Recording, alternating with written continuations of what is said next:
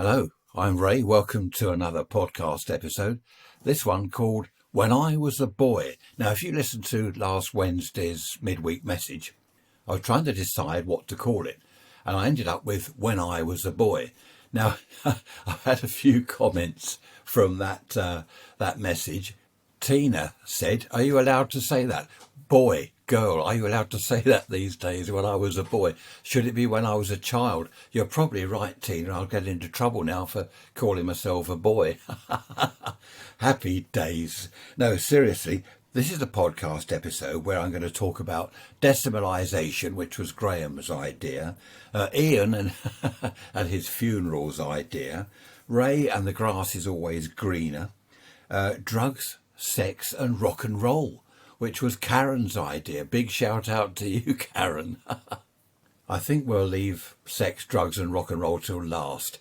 Decimalisation is a good one. 15th of February 1971. What a brilliant memory I've got. I remember that day as if it were yesterday. Actually, I just looked it up. But I do remember that day. I didn't realise it was February. Must have been cold. I remember going in. The first thing I did on the decimalisation day was go into a sweet shop. I was at work. I believe I worked in Hove, actually, look it up on the map, in a radio and TV workshop over there. And people were all talking about decimalisation, and I went over the sweet shop to buy myself a Mars bar, because in those days I didn't have to worry about my weight, unlike now. Anyway, I went into the sweet shop, bought the Mars bar in the new money, and the chap, I forget what it was, but the chap said how much it was. And I'm walking out of the shop, munching my Mars bar, thinking, hang on a minute. I was trying to work it out. I thought, hang on. If they were like 6 old pence yesterday, how come they're whatever now? It had gone up. And I got back to the workshop and I told the lads, I said, yesterday it was that much and now it's this much. And one of them said, hang on, he was good at all this business. And he worked it out. He said, you're right. He said, it's gone up, I know, 2 pence or something, 2pence or whatever. It had definitely gone up, not by a minuscule amount. They've rounded it up to the next so-called new pence figure. And then someone else went to the sweet shop and bought some fags. Are you allowed to say fags? Oh, dear. Cigarettes. Sorry if I've offended anyone. Bought some cigarettes. And he came back and he said, I've worked this out as well. They've gone up. Everything. Well, not everything, because we didn't buy everything in the sweet shop, obviously, but all this, a lot of the stuff had gone up. They'd rounded it up. I suppose what the shopkeeper did, he'd look up, say, I don't know, 6pence, 6 old pence, 6pence in the old money, and he'd look up the equivalent. Say, I can't work it out, but say it said 7 new pence, 7 point something new pence, he'd round it up to 8. And it was a rip-off. Yeah, you're right, Graham. It was a total rip-off. I remember it well. I remember everything seemed to have gone up in price. And it was talked about on the news, of course, on the radio, the TV. Talk of the town, I suppose, back in those heady days. 1971, that's when Jimi Hendrix passed away, isn't it? I remember that on the news. Hang on. Was it 71? Yes, it was, wasn't it? I'll have to look that up now. Goodness me. Stone the crows. No, I got that wrong. Jimi Hendrix passed away in 1970. Why I was a bit confused there, I remember being at the Hove radio and TV workshop when decimalisation came out. But when Jimi Hendrix passed away, I was in the local one here in Worthing. I was in the workshop there because we heard it on the radio and we're all said, oh no, can't believe it. That's why I thought, hang on, it can't be 71. I wasn't at Hove when Jimmy passed away. Great loss. A lady contacted me the other day. She said, hello, I'm an author. In her email, I'm an author. I thought, oh, that's good. She said, I'm doing some research. She's writing a book about how she's American, how American music influenced British groups and singers and musicians over here in the UK. And she said, I've seen your YouTube videos about the 60s. I've listened to your podcast. So how did we listen in the UK to American music? Well, the thing is, Radio Caroline and certainly Radio London were based, I believe, on American radio stations. The whole style, the whole thing of the presentation, everything was based on American radio stations, as far as I remember. Now, I don't know whether they played any American music. I suppose they must have done. Also, our groups, our bands, like the Beatles and other people, they toured America. And, of course, American groups toured the UK. So I suppose that's how it was. But anyway, I helped her out as best I could. Maybe I'll get a free book when it's published. You never know. I'm just looking at a decimal currency conversion table here. Now, Mars bars, I remember they're about sixpence. That's 6 old pence. Now here it says the equivalent is 2.5 new pence. Now what they did was round it up to 3 pence. So it was 6 old pence, it's now 3 new pence. And if you look at 3 new pence, it's actually 7 old pence. So it went up a penny. In old money, it went up a penny. And they did this a lot. Let's take another one here. Something, for example, that was 1 and 4 pence is now 6.5 pence. So they'd round it up to 7, which is 1 and 5 pence. So, you know, it really is a rip-off. Let's go to something a bit more expensive. Where's 50? Yeah, well, 15 and 6 in old money. Who remembers that? 15 and 6. Good grief. That's 77.5 new pence. Well, they round it up to 78, so it's 15 and 7. Yeah, it basically, it is or was a rip-off. Everything went up. I suppose they did away, the shopkeepers thought, I'm not messing about with halves. Actually, thinking back, half pennies were done away with eventually anyway, because they're a waste of time. No one used them. The shopkeepers just rounded everything up to the next penny.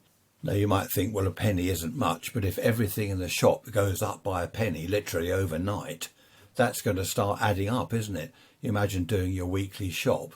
If everyone's rounding everything up from a half to the next penny, you know, a penny on every item that you buy in the shop. Yeah, a total rip-off. There we are. Having said all that, I'm glad we went over to decimalisation because I could never work out pounds, shillings and pence. I remember at school the teacher called me an idiot. Do that these days, he'd be taken to court. But no, he called me an idiot because I couldn't, I couldn't do long division or something on pounds, shillings and pence. Well, no one can do that. Oh, he could do it, but he was the idiot. Oh, he must have been mental. Of course, how could you do long division on pounds, shillings and pence when you've got, 20 shillings to the pound, 12 pennies to the shilling. I mean, there was no rhyme nor reason to the whole thing. So when we went over to decimal, everything's 10. It's easy to do, isn't it? I remember on the radio and on the TV, people were saying, don't try and work out old money to new money, or don't try and do conversions. Just forget the old money and stick with the new. Well, the reason, obviously, they were telling you that is because they knew that if you did work it out, you'd realise that you were being conned. You're being ripped off. But people did, of course. People carried on for years afterwards, trying to work it out. Oh, how much is that now? So what was that in old money? In fact, that's become a bit of an expression these days. If someone says, oh, it's 1.5 metres, they'll say, well, what was that in old money? They don't mean old money, do they? They mean in old measurements, yards, feet, inches, which, of course, in America you've still got, haven't you? Yards, feet, inches, miles. You don't do, and gallons, imperial, is it imperial gallons or whatever? Or do we have imperial gallons? I've no idea. Of course, in the old days, it was easy with gallons. My car does 30 miles to the gallon. Oh, that's easy to work out. What does it do now? I can't. Oh, my car does so many miles to the litre, is it? Or I don't know.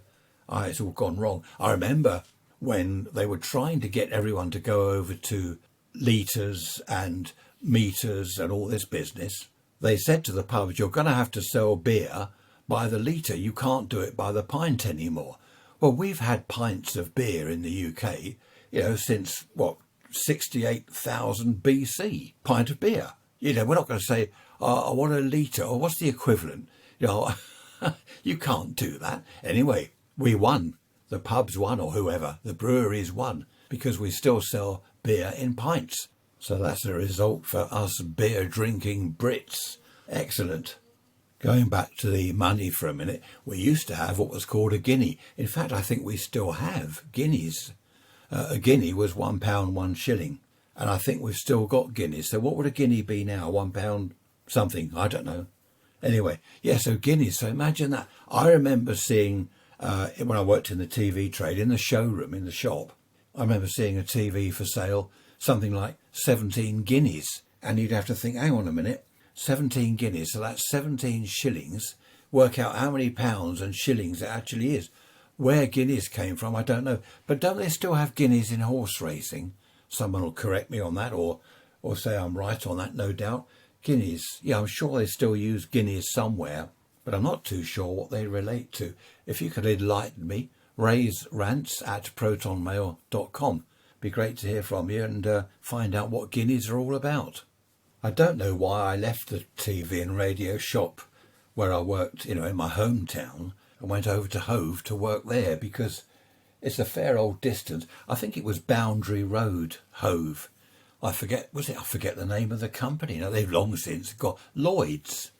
I think it was Lloyd's Lloyd's TV. But they've long since gone, well, as most of them have. That must have been the 70s, early 70s, I think.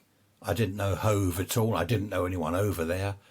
I had all my mates back here in the TV workshop, so I've no idea why I left. I remember the boss saying to me, what do you want to go and do that for? Hove's miles away. And I think it was more money. I suppose that was it, a little bit more money. But thinking back, working out the travelling, all the rest of it, it wasn't more money in the end. I don't know how long I stayed there. Not that long, only a year or two. I didn't like it. I'm not saying I didn't like the people that I worked with. They were great. That reminds me. Do you remember the Laurel and Hardy where they whistle? Is it? Remember that sort of Laurel and Hardy tune?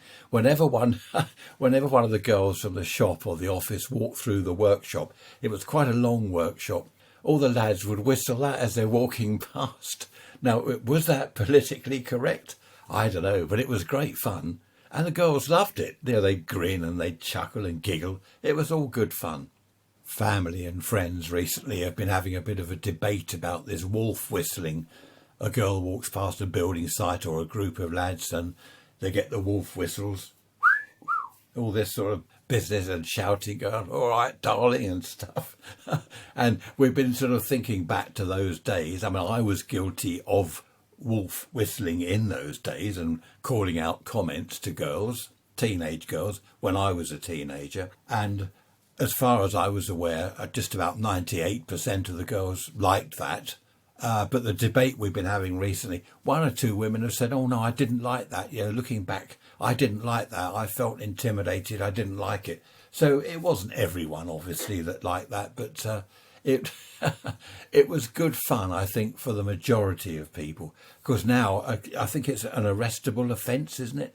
I better not whistle out of the window if I see a girl walking past. What I've never done, and I've never liked, is calling a girl or a woman love. All right, love, you go into a shop.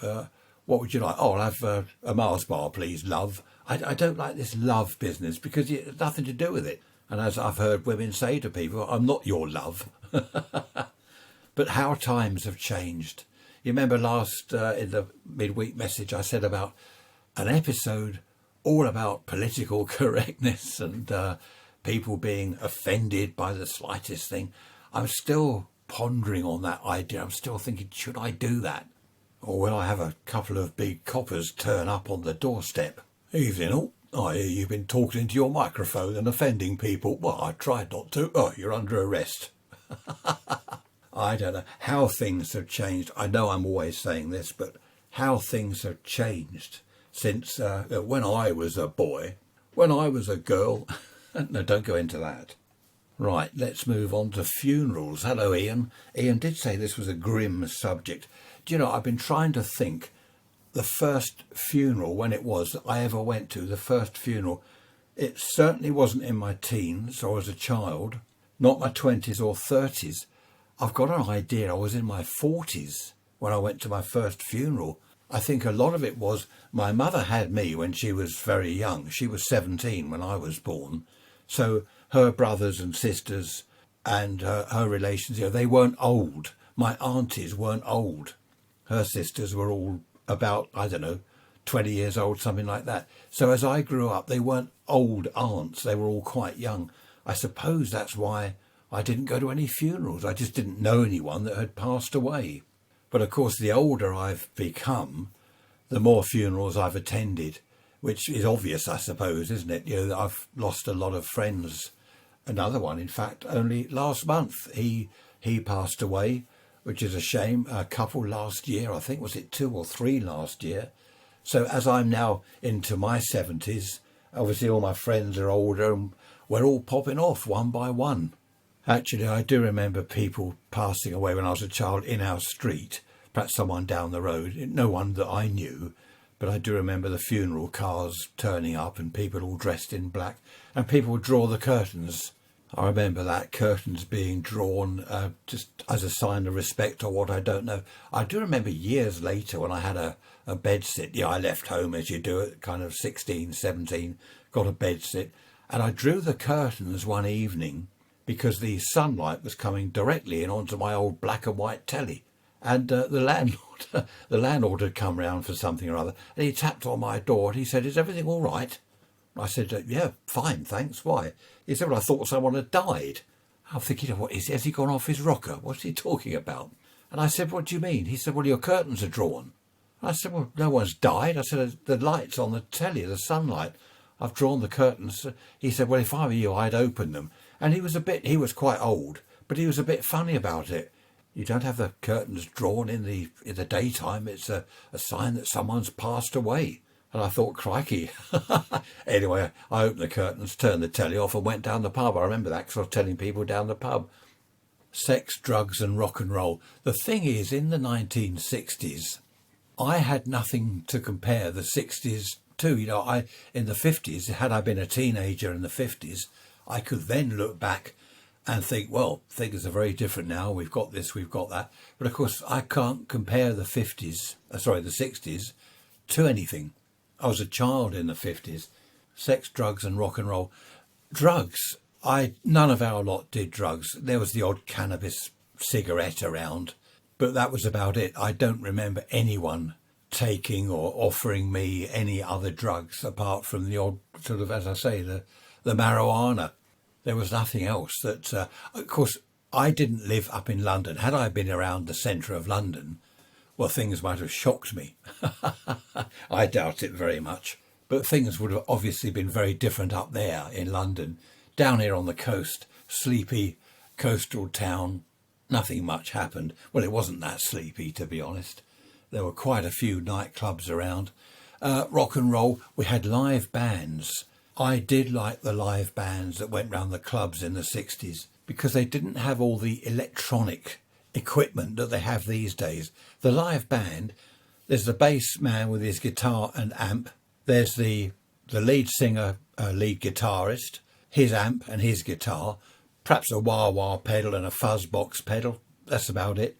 Drummer, possibly rhythm guitarist with his guitar and amp, and that was it. I mean, these days it takes them an hour and a half just to set up. They've got all the electronic equipment, they've got leads everywhere and goodness knows what.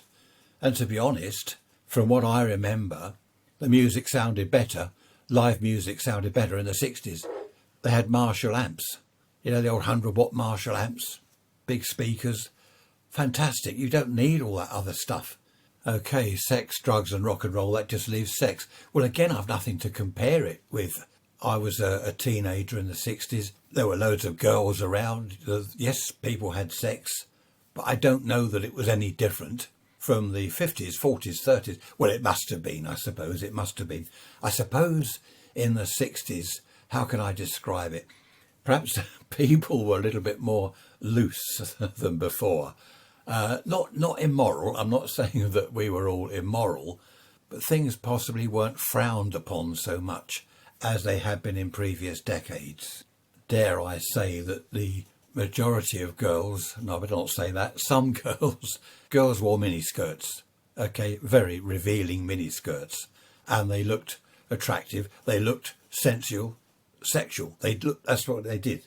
They looked that way, deliberately. Well, they knew what they looked like, and the boys, well, a lot of the boys, honestly, they looked like girls. I remember brushing my hair before I went out. Do you know, you'll laugh.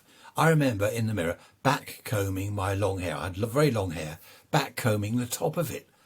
Do you remember some of the groups then? Was it Herman's Hermit, the Pretty Things? I mean, they were pretty things. the boys were pretty. Oh, dear me. Happy days. But everyone went out knowing or trying at least to look good. A lot of the girls knew they looked good. A lot of the boys knew they looked good. I was never quite sure when I looked in the mirror. I used to think, well, I don't know. I'll sort of blend in. It's the 60s. Do what you like. But sex, yes, we'd meet girls, obviously, and things would happen. A lot of the lads had cars, so you pick up a girl from a club or wherever in the back of your car after the club. So yes, it happened, but I don't know that it was any more or any less than the 50s. It probably wasn't talked about in the 50s so much. As you go into the 60s, more and more people had telephones, whereas they didn't in the 50s and 40s. More and more people had television. So you got things like Top of the Pops, Jukebox Jury, things were coming alive. Things were, there was communication going on. You could get a girl's phone number. You could ring her up and arrange to meet her or whatever. I think a lot of it must have been communication. Going out in the 50s, again, it wasn't going to nightclubs as such. It was coffee bars. Do you remember milk bars? I don't. Well, I remember them being around, but I didn't go to them. Milk bar, where you go there and have milk. Can you imagine? Youngsters of today, you're 18 years old. Where are you going tonight? Well, I'm going down to the milk bar. I can have a milkshake. I'm really going to live it up because I'm cool. In our day, as I say, we didn't do the drugs, but we did the drink. Good grief. I was in a club once. It's awful. I was in a club once, and for the first time, I thought I'd try rum and coke. Now, I'd never had it before. I didn't want pints because I think we were driving over to Brighton. So we stopped at this club and I thought, I don't want a load to drink. So I had this rum and coke and they turned on the ultraviolet lighting. And there was one right where we were sitting, ultraviolet light. And I looked up at it after I'd had this rum and coke and anyway, we had to leave the club fairly quickly because my stomach didn't want the rum and coke anymore. But that's the only time that ever happened to me. And I didn't ever have rum and coke again. Stuck to, in those days, what is Red Barrel? Do you remember that? Double Diamond, pint of DD, please. They were good days. It's great fun looking back, isn't it? As I've said previously, for the youngsters listening, you don't know about all this. It's all new to you and you must be thinking, good grief. For the older ones listening, you're thinking, I remember that. Oh, yeah, Double Diamond, I remember that. We used to go, a group of us, what we called out on the pull. Well, you know what that means, out on the pull, looking for girls. I mean, that was great fun. The girls were the same. They were out on the pull as well. Sometimes the girls were known as wallflowers. You go to a club or a dance or something where they're all dancing and you get a whole row of girls all standing along the wall and they were wallflowers. That's why they were called wallflowers. They looked like wallflowers. And what you do, you'd eye them all up. And you think, that one's right. And you go over and say, would you like to dance? And she'd say, no, clear off. So you go on to the next one. And the other thing they used to do was they'd all group together. You get perhaps 6 girls all together in a group. So you couldn't go and ask one. They were in a group. And when they danced, they put all their handbags on the floor, or 6 handbags, and they would dance around their handbags because there's nowhere else to put them. I remember that happening a lot. So again, you couldn't go and ask one to, I don't know, it was, how did we go on the pull? Yeah, I think what it was, eye contact. I think that was the way it was done, eye contact. You're leaning on the bar, trying to focus after a few too many beers. No, that's not true. Well, not always. And you see a girl, try and get eye contact with her. If you get a bit of a smile, then you know that you're in with a chance. If she turned her head and looked away, forget it. So there was all this kind of physical stuff, physical messages going on, eye contact and a little smile, or perhaps from the lad, perhaps a wink or a whatever, and all this sort of messaging going on. It's quite interesting, actually, the psychology of it all.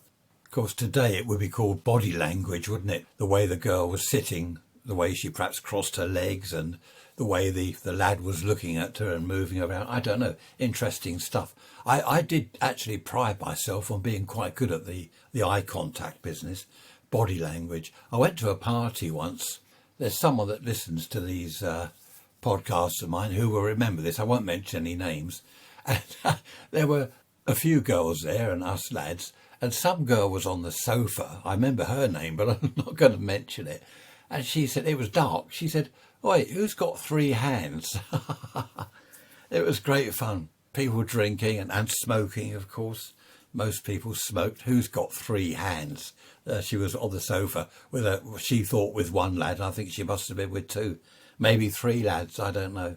In the 50s and certainly into the 60s, teenage pregnancy, unmarried type pregnancy, really was frowned upon. It was still a taboo. If a girl got pregnant, then dreadful. What an awful girl. Dreadful way to carry on. Which was a shame because it wasn't always the girl's fault. But it really was bad. There was this stigma with it. You hear someone's pregnant. Really? Good grief. Stone the crow. We didn't go around saying good grief and stone the crows. We didn't do that. I remember one of the popular phrases, if you ask someone a question, they'd say, "Wind your neck in." Now that's still used today. Wind your neck in. In other words, mind your own business. No, we didn't go around saying stone the crows all the time. I don't know why I keep saying that. The older people did. The older adults, people in their 50s, 60s, they used to go around saying stone the crows and things like that. I'll go to the foot of our stairs. I never have discovered what that means. Why would anyone go to the foot of their stairs? Well, what do you do when you get there? I don't know. But no, pregnancy, outside of marriage really was frowned upon. So people had to be careful. Of course, it still happened. I remember a friend of mine, his sister, I went round there one evening to see him. This was to do with pirate radio. We were setting up a pirate radio station.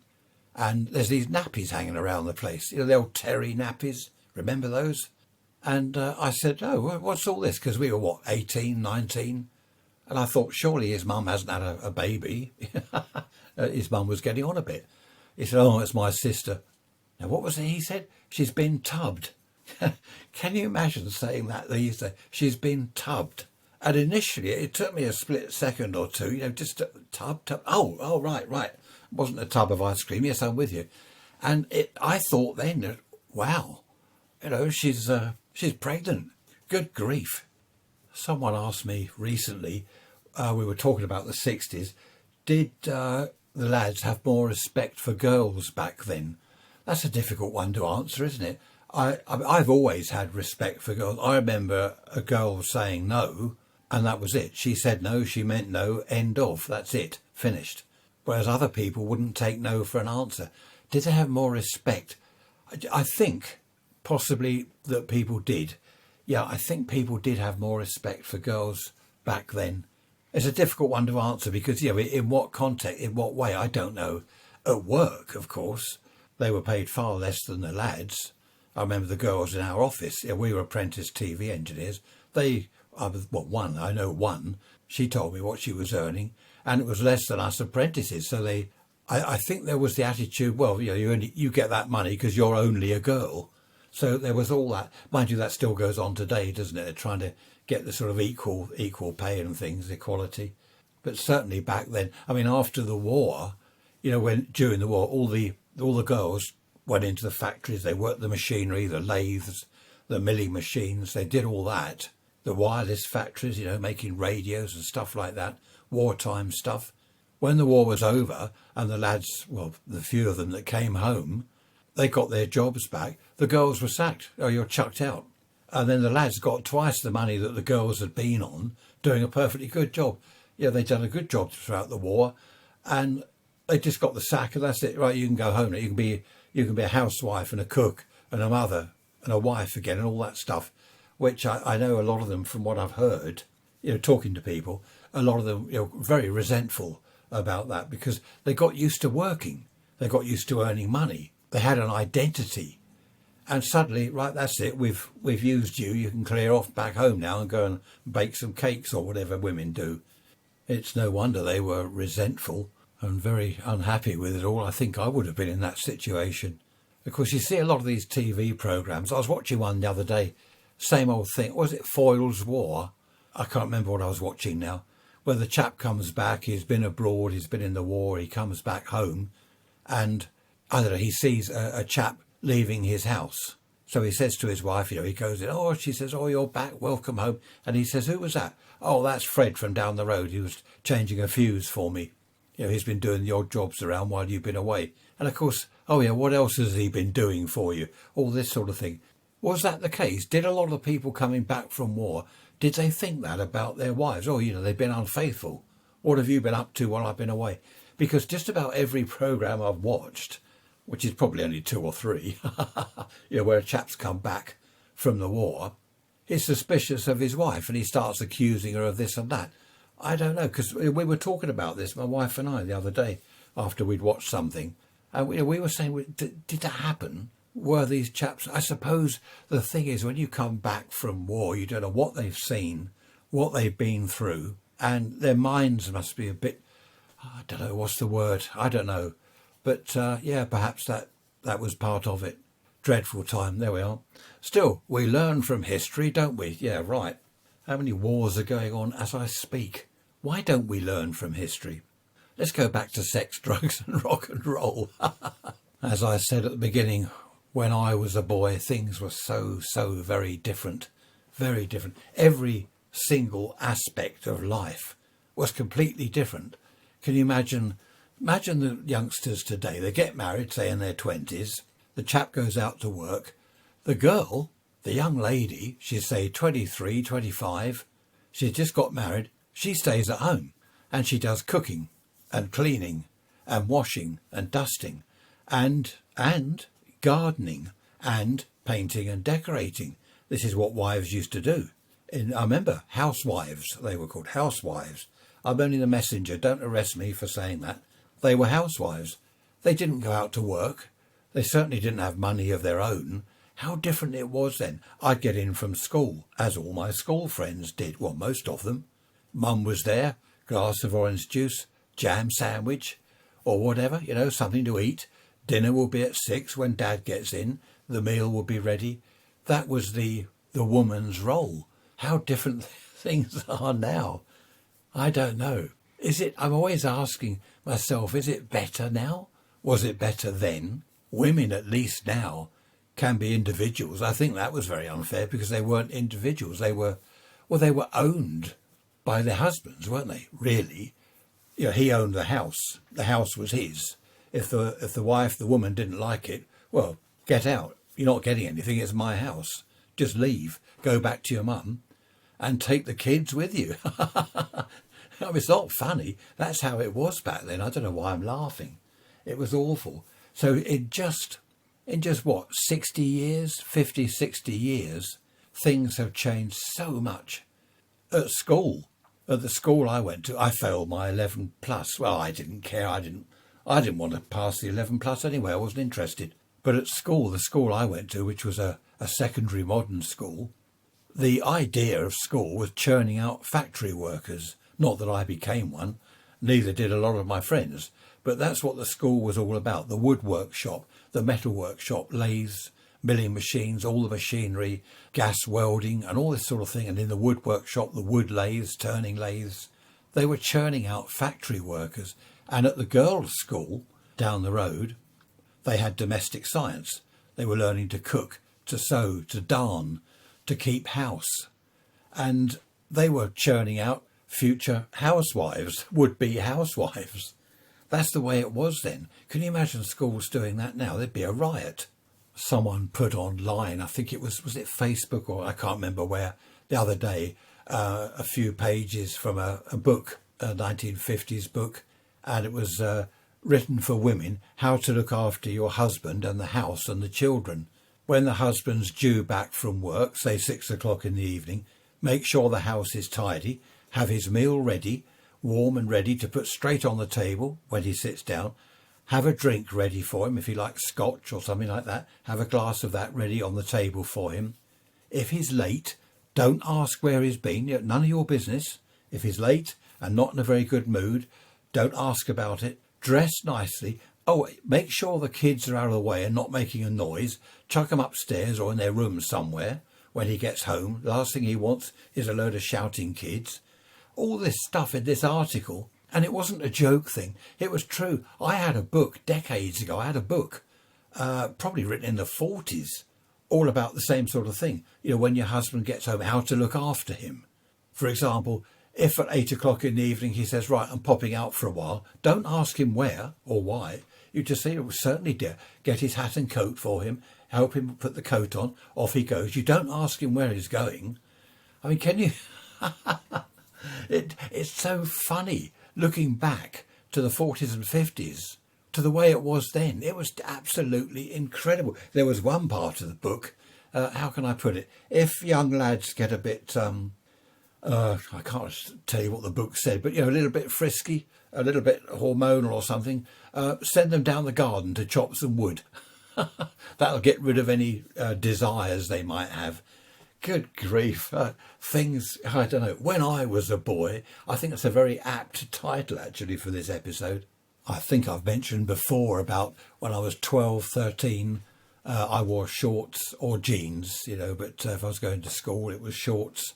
The girls wore frocks, sandals, Mary Jane type shoes, and white ankle socks.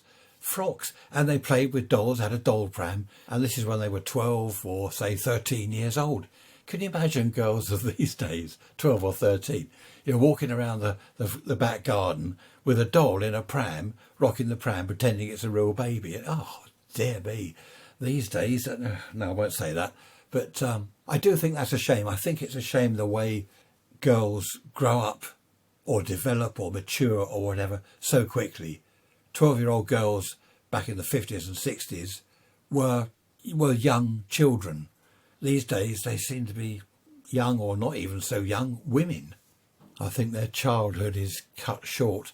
They just miss out on so much childhood. But anyway, there we are. I'm just some old bloke now going on about the old days. When I was a boy, things were better then. Now, I can say that to the youngsters because I was there. You weren't. What's that ridiculous saying that I never really did understand? If you remember the 60s, then you weren't there. Well, I do remember the 60s and I was there. I suppose they're saying if you remember it, then you weren't, I don't know, high enough on drugs or whatever. I don't know. As I said, yeah, we didn't do drugs. You can have brilliant fun, as we did in the 60s. You can have brilliant fun without drugs. Well, I suppose alcohol is a drug, isn't it? Well, I don't suppose it is. It's a drug. And so is nicotine. So they were the only two drugs we had, really. We had a load of fun. We didn't need things like LSD and all that stuff. Used to hear stories about it, of course, but I didn't want to permanently damage my brain with something like that. You know, why do that when you can have some great fun with a few girls, take some beer cans up the downs and some fags and have some fun. Sex, drugs and rock and roll. Oh yeah, and a transistor radio, of course. Listen to the pirate stations. Sex, drugs and rock and roll on the downs. I do miss those happy days. I wonder, will people in, say, 50 or 60 years' time from now look back at these times now and say, oh, happy days, those were the days, oh, the 20s, the 2020s, absolutely brilliant. I suppose whichever decade, not that you grew up in, but say teenage years, whatever decade were your teenage years, I suppose you look back at that, don't you? Because that's when you left school, teenage, early 20s, you meet someone, you get married or whatever, you go clubbing and all this stuff. So I suppose that was your era, that was your decade.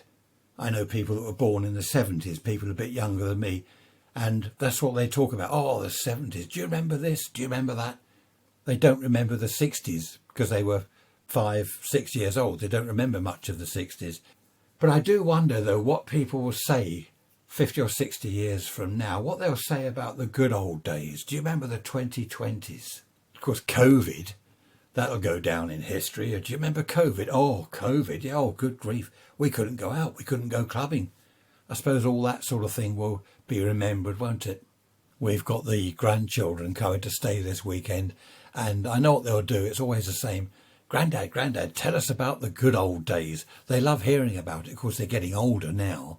But even now, as they're older, they don't believe some of the things I tell them. I think I mentioned before saying that the art teacher in class at school, transistor radio on his desk, listening to the pirate stations, and he was smoking a cigarette. I tell them that and they look, no, they shake their heads negatively. No, that didn't happen, Grandad, you're lying. No, I'm not lying, it happened. He used to sit at the front of the class smoking a cigarette and listening to the radio. And they don't believe it. A lot of the stuff I've told them about the 60s, the good old days, what it was like at school for me, they just, no, that you're making that up, Grandad. I got the cane at school. What? Someone hit you with a stick? Yes. No, they didn't. They're not allowed to. They might not be now, but they certainly were then. And of course, before my time, there was the birch. Bring back the birch. Do you remember people saying that? Stone the crows. I must keep saying stone the crows. Talking of crows, they could do with stoning. We've got a couple, or are they rooks? I don't know. What's the difference between crows and rooks? We've got a couple that have decided that our garden is their feeding place. So all the little birds, we put out the bread and the suet slabs and stuff like that. These huge rook thing has come down, pig the whole lot. The little birds are frightened of them. Anyway, I built a cage out of plastic netting, that quite wide space plastic netting, and the rooks have been going mad. They've been hopping around it, on top of it, they're looking underneath it. And the magpies this morning, they, how they squawk, they were out there, a couple of them, squawking and screaming and shouting. Oh, good grief, I wonder what on earth was going on. We both leapt out of bed and had a look, and there they are, going mental, these magpies. I'd just been watching the TV while I had a coffee break. I know I've done a thing all about adverts before, but good grief, a vacuum cleaner advert. Direct floor engagement. Right, it's a vacuum cleaner with a revolving brush that you sweep the carpet with and the wooden floor. And it says it's got direct floor engagement. Well, what on earth does that mean? I mean, who thought that up? It must be mental. Of course the rolling brush touches the floor. It's got to touch the floor. It's got to engage with the floor directly, hasn't it? I mean, they make out it's some new feature. Where do they think the brush is going to be? Up in the air? And flexology. Have you ever heard... Have you ever heard such a word? Flexology. Basically, the handle bends in the middle. There's a hinge in the middle. So you can push the vacuum cleaner under the sofa or the bed. That's not flexology. There's no such word. I must look it up. Perhaps there is. Perhaps I'm wrong. I'm just looking up flexology for easier cleaning. Oh, the flexible wand. Well, I thought it was a handle. Vacuum cleaners have a handle, don't they? Not a wand. You don't have to move furniture, blah, blah, blah. Oh, and a unique Duo Clean floor head. Duo Clean. This gets better, doesn't it? Flexology also releases tension and stiffness and prevents potential injuries. Oh, I see, that's flexing your body. Nothing to do with vacuum cleaners. I think someone's made up this word.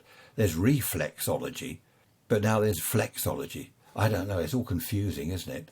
Someone obviously sits behind a desk at some advertising agency and dreams up these slogans. That would be a good job, wouldn't it? Just sit there dreaming up daft slogans. What could I do? Washing machine, direct clothes soakology. How about that? Our new model has direct clothes soakology facility. In other words, the clothes get wet. I think in future, when I'm watching telly, I'll have a notepad and pen so I can jot down these daft things, because there are so many more. I've only thought of a couple. But I do hate adverts, honestly. I've said before, why do they shout? Whenever the adverts come on, why do they have to shout all the time? It's bad for people. It's bad for the soul. Well, we haven't had the dustman turn up this week, but someone's now digging up the road. Listen to that. Some kind of compressor or something. They'll be drilling next. Goodness me.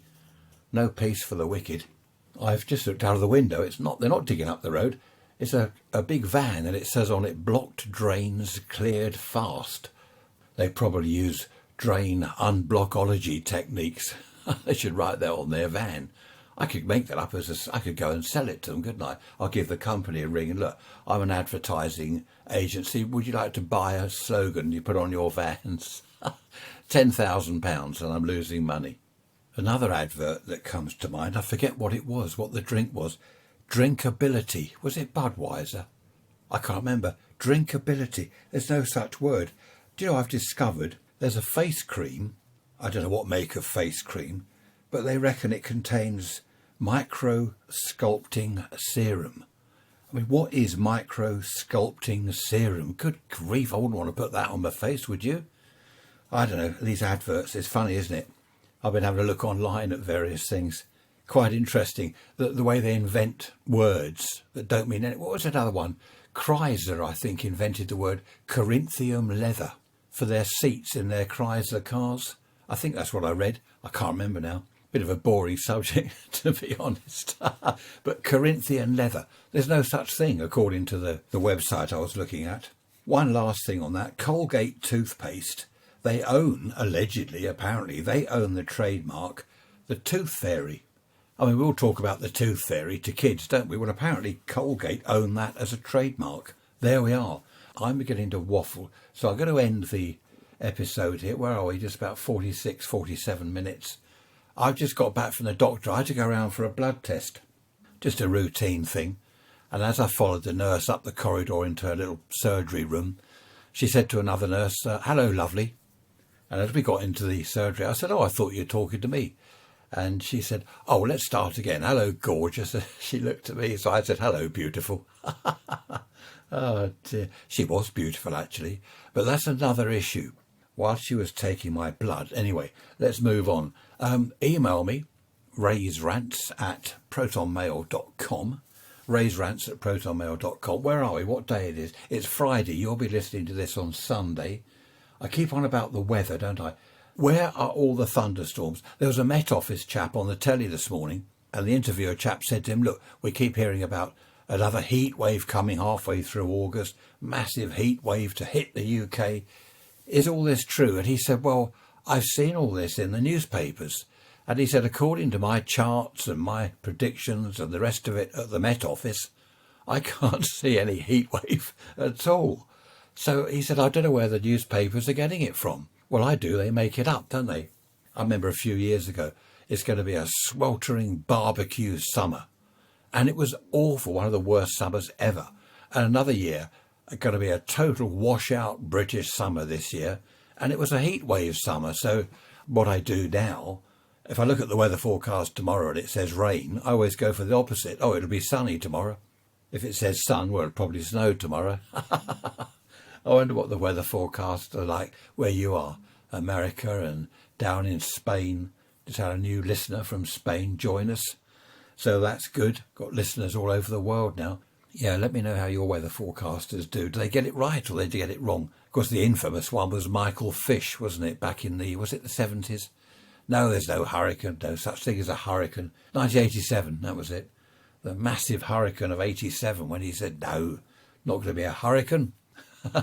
Next day, it was the worst hurricane in hurricane history to hit the UK. Okay, take care.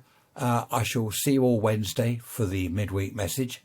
Look after yourselves. Thanks for listening. Bye-bye for now.